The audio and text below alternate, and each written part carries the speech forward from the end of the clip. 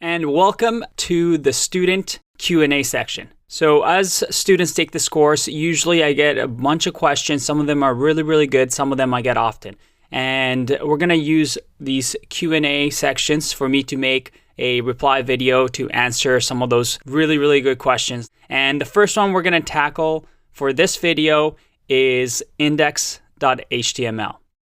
If we go back to our example that we had, you've noticed that I've always used index.html as the first page, and then we created a new page.html. Now you might be asking yourself, why index.html? Why not home.html or apples.html? And you could actually do that, but I can explain this really well by looking at this diagram. Most of the time, there are more than a few HTML files. You saw that with our example, we had our index.html and also new page.html. But when we make that request to, let's say, google.com, how does the server know which HTML to return first for the homepage?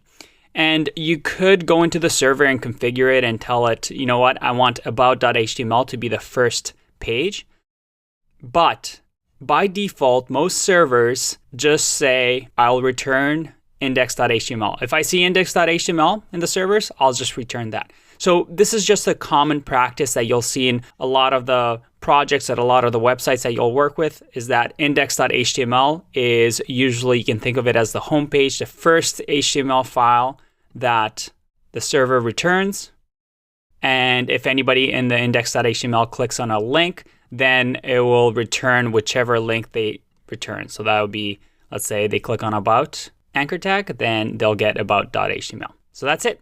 That is your answer to your question. I'll see you in the next one. Bye-bye.